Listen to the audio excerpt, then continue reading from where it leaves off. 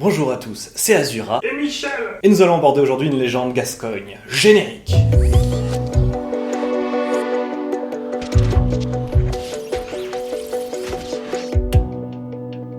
Tout d'abord, le gascon c'était une langue parlée dans le sud de la France, plus particulièrement en Aquitaine, mais aussi à des endroits bien plus précis. C'est un peu la même origine que le basque. Autrefois, dans les Pyrénées, vivait un serpent énorme, et qui d'après les habitants, mesurait près de 100 toises, ce qui correspond à environ 180 mètres. C'est assez énorme, comme habite. Le reptile avait les yeux rouges et la langue en forme d'épée. Son intelligence dépassait grandement les humains puisqu'il pouvait parler quasiment toutes les langues du pays. Bon, on peut se demander, est-ce qu'il était sympa ce serpent? Est-ce qu'il aidait les petits fermiers d'à côté ou quoi? Eh bien, pas vraiment. Le serpent vivait sur le haut d'un rocher, la gueule grande ouverte et dégageait une certaine odeur qui avait tendance à attirer les animaux. Le problème c'est qu'au bout d'un moment, les animaux sauvages ont déserté et c'est le bétail qui se retrouvait attiré par le monstre. Les pauvres fermiers perdaient toutes leurs bêtes parce qu'elles s'accouraient dans la gueule du serpent. Franchement, c'est un gros flemmard, le mec il est là à attendre « Oh, balancez-moi la bouffe oh !» Chez les hommes, il y eut alors une grande assemblée pour savoir comment tuer ce serpent. Et ils décidèrent que la personne qui tuerait ce serpent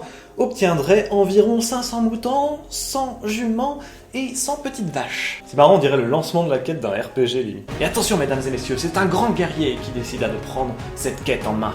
Alors non pas du tout, en fait c'est un petit forgeron, voilà. Ouais bah écoutez, dans les légendes des fois il y a Hercule et des fois bon bah t'as le mec normal. Le jeune forgeron se posa donc dans une grotte, pas très loin du reptile, et forgea pendant 7 ans des barres de métal brûlantes. Et pendant 7 ans, il les balança brûlantes dans la gueule du serpent. Et comment qu'il résiste à ça le serpent ? Bonne question. Le feu habitait les tripes du serpent, mais il arrivait à calmer ses coups de chaleur grâce au lac, à la neige, etc.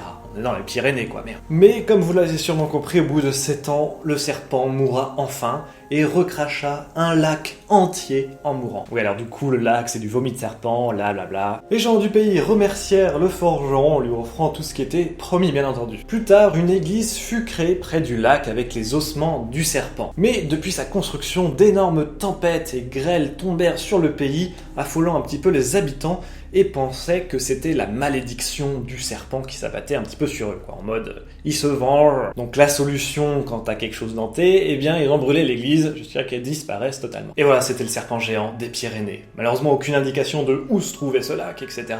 C'est une légende comme d'habitude. J'espère que cette vidéo t'aura plu, et bien sûr si tu suis un petit peu YouTube, tu sais comment soutenir un vidéaste, donc je te laisse faire les choses qu'il faut, merci à toi. Si vous avez des questions un petit peu sur qu'est-ce qui se passe dans cette chaîne, bordel, je comprends rien, poste ta question dans les commentaires et je répondrai dans la prochaine vidéo qui sera une nouvelle émission qui va remplacer un petit peu le week-end avec Azura, ce sera les péripéties d'Azura, une émission voilà qu'on va retrouver au fil de l'année pour voir un petit peu l'évolution de la chaîne, etc., de ce que je fais, blablabla. Bref, nous on se dit à très bientôt les amis, portez-vous bien, ciao ciao, à plus Michel.